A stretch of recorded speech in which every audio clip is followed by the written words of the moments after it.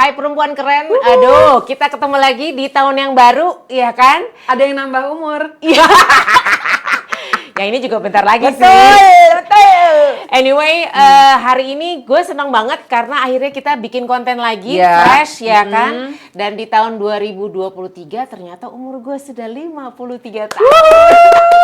Happy Alhamdulillah birthday. ya. Alhamdulillah sehat. Bener. Tapi jadi gue tuh pengen nge-review. Kita kan setahun ini, maksud setahun kemarin tuh bikin Si Tua Tapi Keren. Betul. Buat ngebahas gejala menopause gitu. Nah, setahun berjalan ini Mos, ternyata gue sekarang menurut gue nih, karena gue belum ke dokter, gue tuh udah masuk ke menopause. Karena sepanjang 2022, Fanny confirm 12 bulan tidak main sama sekali. Yes, betul. Berarti sudah masuk menopause. Jadi waktu pertama kita bikin konten ini lagi menjelang, nah sekarang tuh kayaknya udah confirm nih Mos, udah confirm menopause. Dan kalau ditanya rasanya gimana ya, gue sebenarnya happy loh. Nggak ada yang significantly berubah kecuali lo nggak mengeluarkan darah lagi itu kan? Iya, jadi maksud gini, kalau cuman dari 2002 ke 2003 gitu kan, gue tuh senangnya apa? Gue senangnya, gue kok nggak mens ya? Iya. Jadi gue nggak problem gitu kan. Tapi kalau cerita sebelum 2022, itu yang namanya gue mens tuh bisa sakit perut banget, Jadi, atau banjir. Journey-nya tuh naik turun. Iya benar, journey-nya naik turun. Tapi kalau dibilang udah kayak jadi akhir dari gejala menopause gue tuh justru menyenangkan buat gue. That's good. Terus nggak tahu deh, kalau lu selama setahun ini apa yang ada Nah nggak ini yang makanya gue mau perbandingan. Jadi selama 2022 kita progresnya beda-beda gitu kan. Buat Fanny pengalaman memasuki menopause titik gitu ya, confirm menopause itu bukan sesuatu yang mengerikan. Ini yang harus disampaikan ke teman-teman gitu. Nah buat saya perempuan keren, jadi yang paling teratasi adalah confusion atau kebingungan gitu. Karena di usia, gue kan mau masuk 47 nih, insya Allah bulan Februari itu. Tadinya kan yang gini, kenapa lo gemuk banget? Kenapa lo badannya tiap menjelang tanggalnya yang musimnya lo mens tuh nggak enak, tapi terus nggak mens lo jadi worry gitu. Itu kan unconsciously atau secara tidak sadar kan lo jadi mempertanyakan diri lo gitu. Iya, pokoknya lo tahu nih ada sesuatu Ada di badan sesuatu yang gue, nggak tapi bener, tapi gitu. apaan gitu. Nah, dengan kita bahas terus mengenai gejala menopause di Tua Tapi Keren, jadi gue kayak ketemu jawabannya gitu lah. Kita ngebahas mengenai bahwa protein is the most important thing buat perempuan memasuki umur ini. Kita sekarang ngomongnya 40 ke atas ya, biar pada ngeh nih, karena gini, gue masih mens umur 50, terserah, itu beda-beda gitu ya. Tapi buat gue, pengetahuan mengenai bahwa kita butuh protein itu juga gue telusuri, Van. Jadi gue pikir protein paling gampang telur gitu. Ternyata gue nggak cocok. Jadi jerawatan, ada terus juga yang bisul dan lain-lain. Pokoknya nggak oke banget gitu. Daging oke, tapi gue nggak boleh yang, dagingnya juga grade-nya beda-beda. Gue ketemu salmon. Jadi misalnya nih, kalau tiap bulannya lo mens antara tanggal 15 sampai 20 gitu ya. Di tanggal tersebut lo harus nambah konsumsi salmonnya buat gue gitu. Dan bukan yang segede-gede gaban atau gimana, pokoknya asal ada 4 potong deh. Atau terus nanti lo bikin teriyaki deh, atau dimasukin ke nasi goreng atau noodle, itu ngebantu banget. Itu yang gue rasain. Tapi itu gue setuju sih. Jadi pada saat gue di umuran lo, jadi pada masa 47, 48 gitu, itu mens gue tuh lagi parah banget, Bos. Yang kalau misalnya nih giliran gue mens, itu bisa setiap 1 jam gue harus ganti. Karena tuh banjir sebanjir-banjirnya. Atau kalau gue pakai cupnya tuh nggak cukup. Bisa kurang dari sejam tuh yang buar gitu kan. Nah tapi di sisi yang lain emang gue perhatiin. Jadi kalau gue misalnya nih gue mens itu tiap tanggal 30 atau awal bulan. Maka gue 2 minggu sebelumnya tuh memang harus naikin protein. Kurangin banget yang namanya tepung. Gue kalau karbonya misalnya nasi buah gitu gue nggak apa-apa. Tapi kalau udah tepung-tepungan, nah itu tuh agak bahaya tuh. Biasanya tuh si mensnya tuh antara sakit banget atau badan gue bloated banget.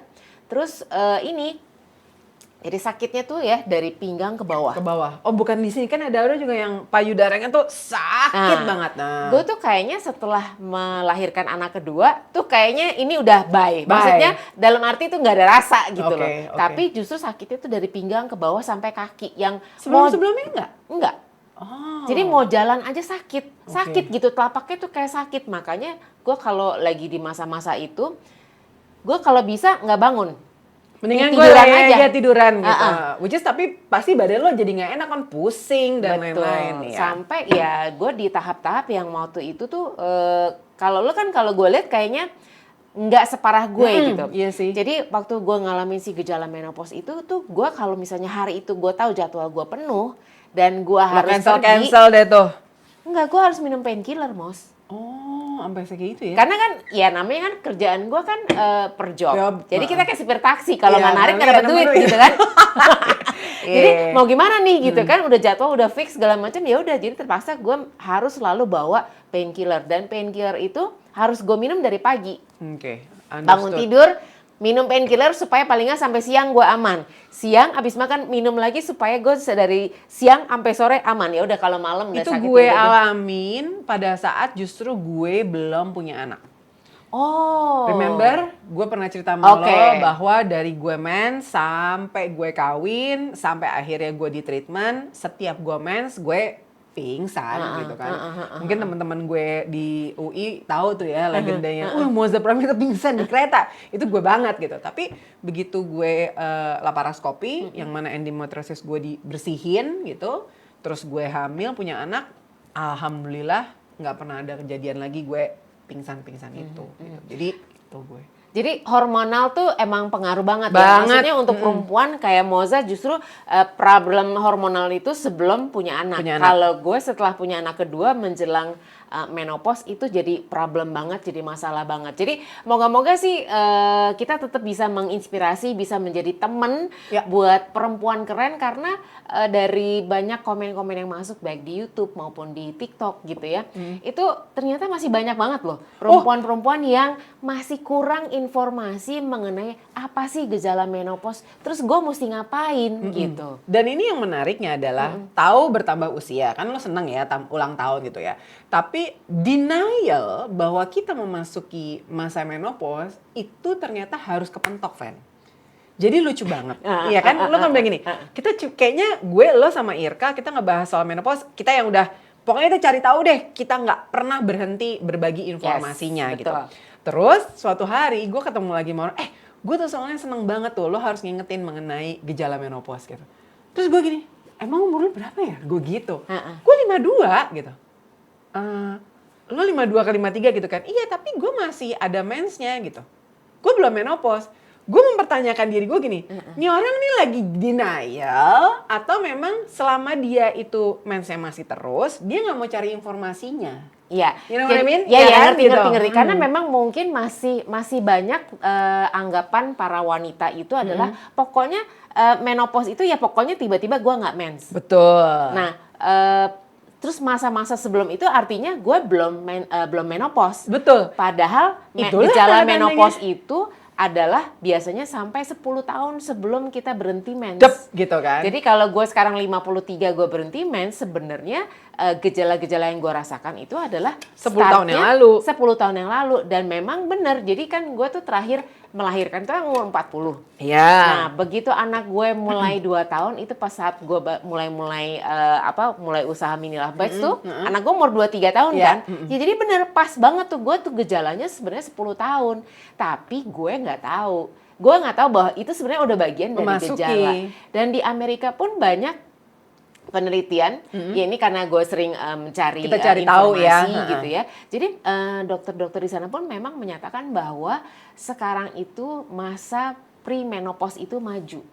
Jadi bahkan sebelum usia 40 si itu 38 udah banyak. itu udah masuk. 38 tuh udah mulai banyak, cuman memang tidak banyak yang menyadari. Bahkan dokter kandungan pun jarang yang mengasosiasikan hal apapun tersebut. keluhan-keluhan kita sebagai perempuan yang diarahkan ke jangan-jangan udah masuk ke gejala menopause. Nah, ini gue selalu ingatkan gitu karena gue seperti yang gue selalu ceritakan ke Fanny dan ini gue ingatkan lagi untuk semua perempuan keren, give yourself a gift.